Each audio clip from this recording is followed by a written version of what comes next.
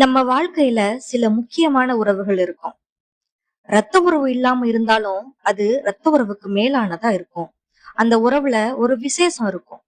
எதிர்பார்ப்பு இல்லாம கணக்கு வழக்கு இல்லாம வரக்கூடிய அன்பு. ஆனா சில சமயம் அந்த உறவுல ஒரு சின்ன கணக்கு போட ஆரம்பிச்சா, அதாவது நீ எனக்கு இத செய்த, நான் இத நன்றி கடனா செய்யணும்னு. அப்போ அந்த உறவு சுமையா மாறிடும். இன்று நான் சொல்ல போற கதை உண்மையான நட்பு பற்றியது. சரி, கதைக்குள்ள போலாமா? வணக்கம் and welcome to stories Galaxy.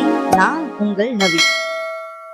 Ramya, காயத்ரின்னு 2 தோழிகள் இருந்தாங்க. பள்ளியில் இருந்தே பிரிக்க முடியாத நட்போடவும் இருந்தாங்க. ரம்யா ஒரு பணக்கார குடும்பத்தை சேர்ந்தவ. காயத்ரி சாமானிய வீட்டுக்கார பெண்.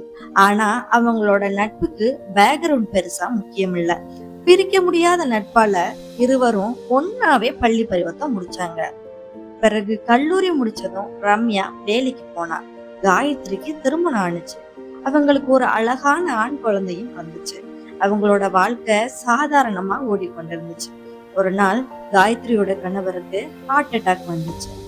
அந்த அதிர்ச்சியில காயத்ரியோட உலகமே சிதறி போச்சு. அப்போ ரம்யா காயத்ரிக்கு ஆறுதலா யாரையும் கேட்காம எல்லாத்தையும் பாத்துக்கிட்டா. மருத்துவ செலவு, இறுதி சடங்கு, வீட்டு வாடகை எல்லாத்தையும் கவனிச்சா. லட்சங்கள் செலவழிச்சா. ஆனா ஒரு நாளும் நான் இதுக்காக பணம் செலவழிச்சேன்னு சொல்லல.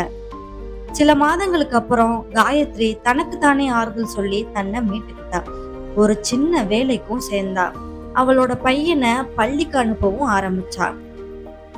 அவளோட முதல் மாத சம்பளத்தை வாங்கிக்கிட்டு ரம்யாவை சந்திக்க கிளம்புனா. அவ கையில ஒரு நோட் கூட இருந்தது. ரம்யா காயத்ரிய பார்த்த சந்தோஷத்துல, இப்போ உனக்கு எல்லாம் ஓகே தானே, நீ நார்மல் ஆயிட்டியா அப்படின்னு கேட்டா. அதற்கு காயத்ரி இப்ப எல்லாம் ஓகே தான்னு பதில் சொல்லிட்டு கையில உள்ள நோட்டையும் ரம்யா கிட்ட கொடுத்தா. ரம்யா அந்த நோட்டை வாங்கி படிச்சு பார்த்தா. அந்த நோட்ல தேதிகள், தொகைகள் எல்லாம் நீட்டா எழுதிருந்துச்சு. அந்த நோட்டை பார்த்த உடனே சிரிக்கிறதா இல்ல வருத்தப்படுறதா இல்ல கோவப்படுறதான்னு ஒன்னும் புரியல. அந்த நோட்டை மெதுவா கிழிக்கவும் ஆரம்பிச்சா. உடனே காயத்ரி அவளை பார்த்து, ரம்யா என்ன பண்ற? இந்த தொகையெல்லாம் நான் உனக்கு திரும்ப செலுத்த வேண்டியது, இது என்னோட கடமைன்னு கூட சொன்னா. ரம்யா கொஞ்ச நேரம் அமைதியா நின்னுட்டு அப்புறம் சொன்னா, காயத்ரி, நம்ம நட்பு என்ன வங்கி கணக்கா?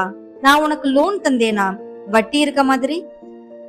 நான் பள்ளியில தோத்து போய் நின்னப்போ நீ எனக்கு ஆறுதல் சொன்னியே, அது ஒரு கடனா? நான் சோகமா இருந்தப்போ என்ன சிரிக்க வச்சியே, அது ஒரு கடனா? கல்லூரியில எனக்கு நிமோனியா வந்தப்போ இரவு பகல் முழுவதும் என்ன கண் விழிச்சு கவனிச்சுக்கிட்டே, அது ஒரு கடனா? நான் வேலையில முதலா தவறு செஞ்சப்போ நீ என்ன தைரியப்படுத்தினியே, அது ஒரு கடனா அப்படின்னு காயத்ரிய பார்த்து கேட்டான். காயத்ரி ரம்யாவுக்கு பதில் சொல்ல முடியாம தலை குனிஞ்சு நின்னா.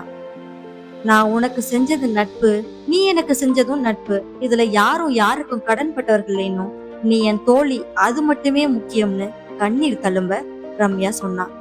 அந்த நிமிஷம்தான் காயத்ரிக்கு புரிஞ்சது, உண்மையான அன்பு கணக்கில்லாததான்னு.